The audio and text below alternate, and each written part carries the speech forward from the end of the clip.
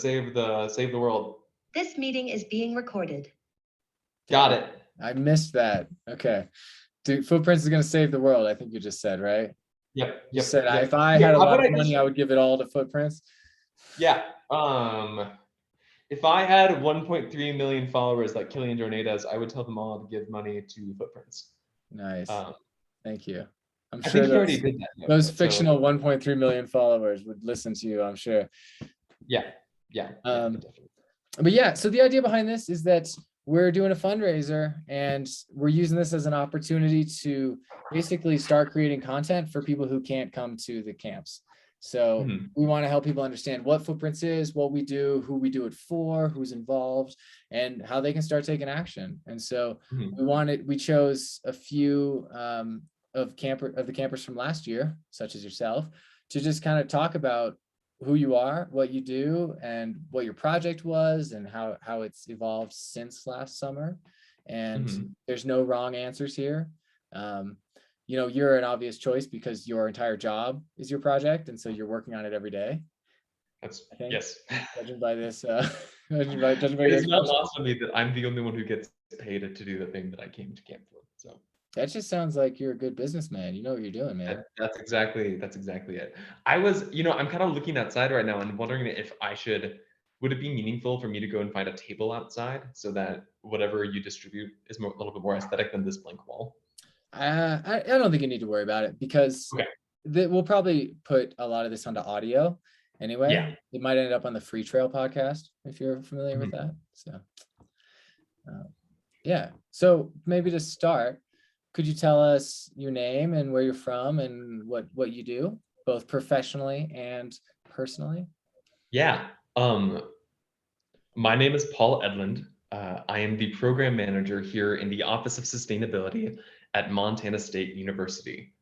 I've been in Bozeman for about 3.5 years now, coming close to 4, but I've been in Montana for about 8. I've been working in and around higher education for most of those 8 years, and I think what is so special about how that impacts me both personally and professionally is that I get to connect with the really wonderful people in a really wonderful place. And that is the motivation that I bring to get to work in the Office of Sustainability here every single day. So most of my job is what we call sustainability reporting, trying to understand how to quantify measurable progress towards either climate change action or improving quality of life in the context of sustainability. And then the other half of my job is just getting to work really closely with passionate students who are excited to learn and excited to move towards a better future that they are going to inherit moving forward. Yeah, you're kind of a fun example here because you were last year at the camp, you were a camper. So theoretically in like the student role, but really it seems like you spend most of your time in more of like the teacher or mentor role for students at Montana State. This is so goofy. True? That is true. And I also want to be a little thoughtful about that because I'm only 26 and I've got a really exciting future ahead of me, and that most of the peers and coworkers that I work with are farther away from me in age and experience than I am to the students that I get to work with on a daily basis. And so I get to kind of walk this really fun zone of interacting with different hats and different folks and different levels of either passion or professionalism. But it's been a really wild ride. I actually am gonna get to teach the Gateways to Sustainability class this fall. So I don't think Professor Paul is the actual right way to say it, but I do get to be a faculty member this fall, and I'm really stoked about that. Congratulations, man! You've worked really hard for this. Yeah, no, I'm stoked. I think it'll be a really great opportunity to practice public speaking, which I really care about, while also getting to, I don't know, I think we as a group of climate activists or sustainability professionals have been kind of stuck in the doom and gloom of understanding the impacts of climate change. But I also kind of see a movement towards moving away from the doom to the doing. And I'm really excited to get to work with students in the future and kind of like articulate the success and good things that have been happening at our institution and in our local communities. And we'll talk about the doom for sure, but I also want to very clearly communicate that there's a lot of people doing incredible things and that they can be a part of it too. Yeah, I Yeah. love that. Yeah, so I mean, talking about doing, so can you tell us about your project that you did at Footprints last year? Hmm. Yeah. So this is so goofy, and I kind of love saying this out loud. Last summer, I came to Footprints with my job, the job of understanding what carbon neutrality or climate change action could look like at Montana State University. And at that time, we were kind of in a small cohort of about 15 different experts on campus talking about carbon neutrality. And I was about a month into it when I got to Footprints, and I basically looked my mentor in the face and I was like, Ada, my problem is worth $200 million. And that's a pretty daunting thing to say. And it was so special to get to work with Ada because what she did is that she took me through the levels of, okay, you got this pie in the sky goal. What does that mean in a 1 week context? What does that mean in a 1 month context? What could that mean in a 1 year context? And I kind of I'd be willing to bet money that a lot of people my age and in my experience kind of see climate change as a $200 million problem, something that is so high in the sky that just totally doesn't make sense. It's untouchable, so why even try, right? And so I think what was so special about participating in Footprints was getting to take that down a notch, to localize our community problems, and to engage with both experts at Footprints, but also experts in my own personal community about what can be done into the future. And that's really what we did. When I got back to Montana State University that August, and then moving into our fall semester, what we as an office did is that we continued to expand our community based off of the momentum that I found in that community at Footprints. That community that I found at Footprints was really a great example of what I then pursued and found here at Montana State University, these experts who cared about our place, Bozeman, MSU, and climate change action, and that community of 15 people in um, 15 people in the summer grew to the next 30 upper administrators at University Council here at Montana State University when they approved our sustainability framework, and then into a larger group of 45 plus between the different task forces that we were working together with that spring, and then also all the way into 400 plus when we got to celebrate at our sustainability summit just this past April. I think that Footprints was a really great catalyst to take community to acknowledge we have a $200 million problem, but also acknowledge we also have a very localized present community, and how can that community keep on expanding as we reach more experts and we reach more people who understand the problem and are choosing to pursue the problem right here in our local community. And that's what happened. And I I think it worked really great.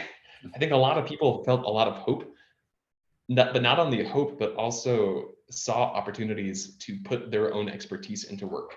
And that's what we did this past year. And I'm so glad that I got to be a part of it. Yeah, it's really cool. Your project is a little unique because, like you said, it is your job and you're working with this cohort of experts even before you showed up at the camp. Mhm. So you had a clear idea of like what climate action looked like for you in this moment. Mhm. And then you Yeah. came to the camp to try to help like streamline that and basically be as effective as possible with that project. But a lot of people come to the camp or just like in general want to take climate action and they don't really know where to start. And I'm Mhm. curious, like, how did you find this direction that brought you to the camp? Like, how do you end up in this job and like working on these specific problems? Um, you know, I think I kind of want to answer that question in two parts, so I might ask you to repeat it at some point. Totally. One is just like the original impetus for why I chose to become a sustainability professional, and that was that when I was a student, um, in my undergraduate collegiate experience, like I saw a huge disconnect of communication between the people who brought the most passion to environmentalism and the people who had the most resources and authority to do something about it. Great way to There say was, that. excuse me? That's a great way to say that. Yeah. It was misplaced communication between these two groups. And I don't know, I want to be a storyteller. And I want to hear and listen to what people are experiencing and facilitate a healthy dialogue between the people who bring the passion and the people who bring the resources. And they don't have to be two different groups of people anymore. Um, I think we're going to move away from that. I think we're already moving away from that. I think we have been for a long time, and I want to be part of it. That was kind of the original impetus for why I chose to get involved with this. And you did that as an undergrad, is that right? That's where I found that motivation, and then quickly figuring out that what we call sustainability reporting was the chosen method, my personal chosen method of storytelling to communicate progress of sustainability and climate change action over time. Yep. But then I think, that was, golly, 8 years ago, 7 years ago, when I first really experienced that. And I think what's happened since then is I've got to add on one more level of community about that. And that's been this running and outdoor community that you kind of find in either Protect Our Winters or a trail running camp or at your local race, or just your Saturday fun run with your buddies. And that's been that. There's a group of people out there who get to touch dirt, who get to know mountains, and who get to watch the leaves change with the seasons as water goes up and down. And it's alarming and it's concerning, and but there's already this community of runners, and we're beginning to experience the same thing as we get to engage and know this place where we both live and recreate. And I think it was that communal problem of assessing where this is not just a me thing. Like the snow at Berger this year was shit. Yeah. I wasn't the only one who saw it. And I don't know. I've had both. I've had such a positive experience, both as an individual, but also as a member of a community, engaging and getting to know these natural landscapes, that it wasn't just me who wanted to do something about it. It was my community who wanted to do something about it. And then I got to do that in real time at Footprints. And I'm just so incredibly grateful for the community that I not only found, but I got to build upon at Footprints, and the way that that community is going to keep carrying me forward for years and decades to come, as I am both a runner, a sustainability professional, the inheritor of this next climate here at the here in the world, but also as a shaper and protector and a giver. Exactly. As we think about the people who are going to inherit it after us. Well, that's a great perspective, because no matter how good the solutions are, if we can't communicate and take action on them, then they don't mean anything. And what means the most to a lot of us, and it's clear through the passion that you're talking about, is community and the people that we care about. And so having something like Footprints, that's a big part of it. Is like, we're trail runners. Obviously, climate change is going to affect much more than just trail running, but like having this shared interest in this community helps us to like connect and have these like shared experiences that mean a lot to us, and like give us people that we want to protect. And it sounds like you're really focusing on doing that at Montana State as well, as like creating this Montana State community, and how can you use them both to protect the climate, but also to like protect themselves, right? That's what climate action is about. So at Footprints, you developed, or you worked on ways to address your project, or to address your job, and like how to basically be more effective at like measuring these climate impacts from the school and how to reduce them. And then I got to attend a meeting last fall where your office presented a sustainability plan to the board of regents, or whatever, the big dogs at the university. Can you tell me more about what that was all about? Yeah. So I think, I kind of talked a little bit about, I came to Footprints with this $200 million, like, oh my God, what does this actually mean? Because we were like, we got to buy we got to buy a new heating plant, right? That was the problem that I brought to Footprints, not the right move. And what I got to work with my mentor Ada about was actually a little bit more on the lines of how do we understand and engage the structure of Montana State University, the students who are a part of it, the larger stakeholders that MSU answers to, and then the future of where MSU wants to go.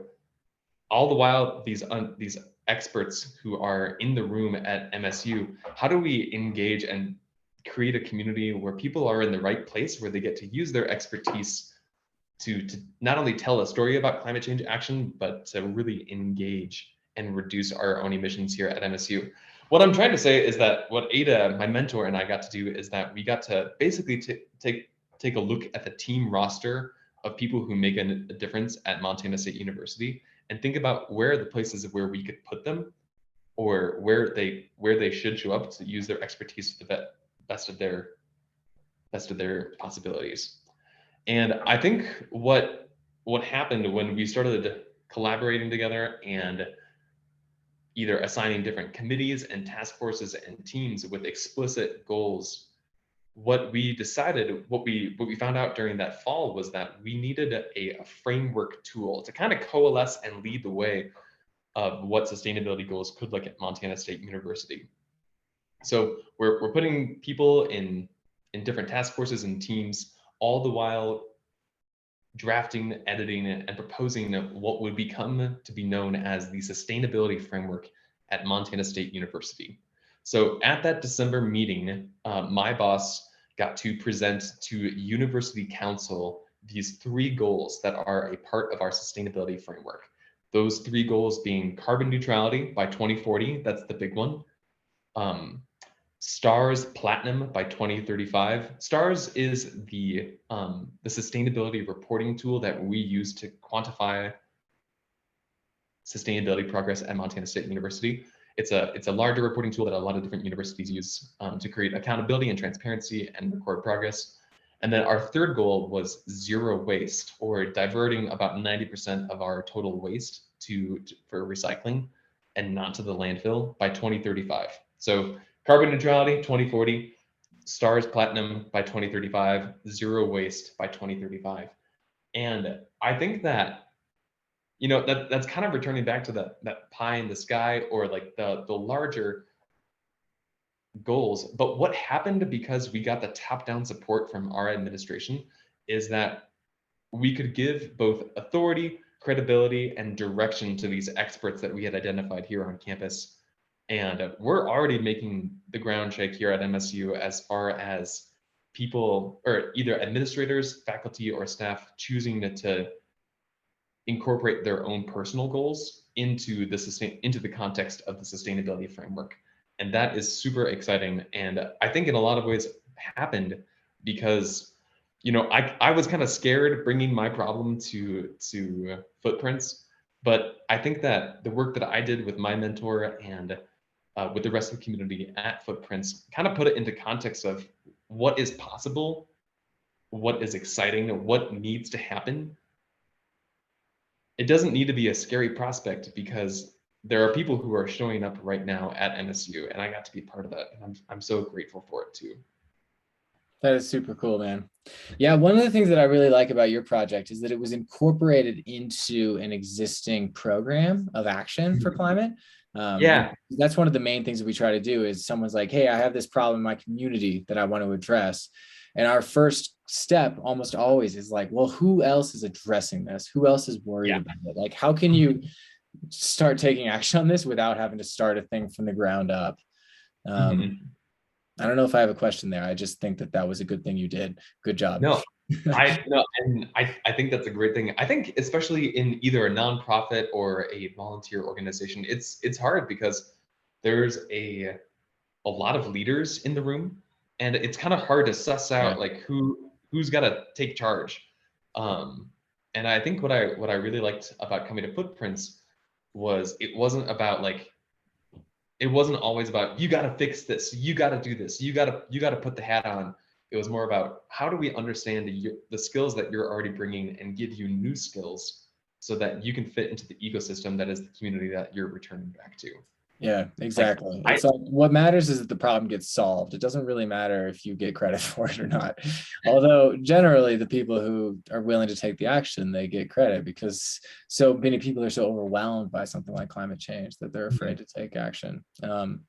So like the last question is like for people who are thinking about maybe coming to Footprints or just taking climate action in general, like what Yeah. does a project look like? And I guess like, did you have trouble figuring out like what to present as your project? And if people are trying to figure out what to do, like, I think that that's one of the things that's kind of hard to understand about Footprints is like, what exactly is a project, you know? So having been through the process, like, can you give some guidance to future campers? Yeah, I kind of liked what you said about this a couple months ago, Dakota, that it's not always the project that you're bringing to Footprints, and it is a project, but you're also bringing a problem. Yeah. And We build the project around that. yeah, and I don't know, like one of the definitions of sustainability is addressing the needs of the present without compromising the needs of the future. And I think what I like most about that definition is the sustainability is built around the idea of a need. A need. What is the need that you're looking for in your local community? And I don't know. I would encourage anyone who's either planning to attend or to go to Footprints in the future, or just to get involved in their community is understanding, taking the time to understand what are the needs of your community. I think that it can be really daunting to it's either really daunting or it's really cool to show up to in a room full of stakeholders and be like, I've got a vision, I'm going for it. But I would also just encourage someone to take the time and be like, to communicate, we have a need, and ask other people, what is your experience? How do you understand this need? How can we distill down and get a firm grasp on what the actual need is? Because I don't think it's fair to put on anyone like you've got to fix all the problems with your project. I think first take a little bit of an extra time and understand what the need is. And I think too, we also saw this at Footprints, was just that there were a lot of people who came to Footprints with their project, and when they distilled down a little bit further about what the problem was, they were like, I want to incorporate part of my project, but because of knowing myself a little bit better in the community of Footprints, I'm going to change my project to address this need. And I think that happened where campers got to change their project when they rediscovered what the need really was. So I don't know. I might advocate that a camper, or just really any community member who cares, takes the time to get to know their needs. Yeah, that's a great answer, man. I love that. Thanks so much. That's really all the questions I have for you. I really appreciate you taking the time. Is there any, I don't know. Here, wait a second.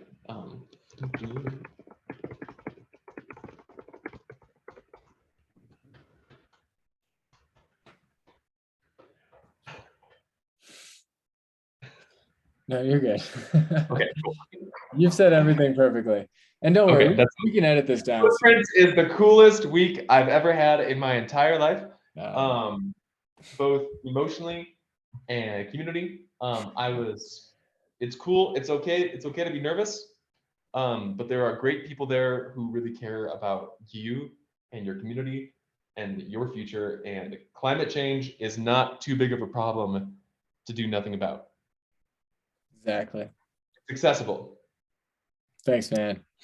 That's Yeah. perfect. Seriously, this is really great. I really appreciate it. We just want to be able to share these stories with people so they can follow along with what we are and who we are too. So, yeah, well, I guess that's all the recording I need to do.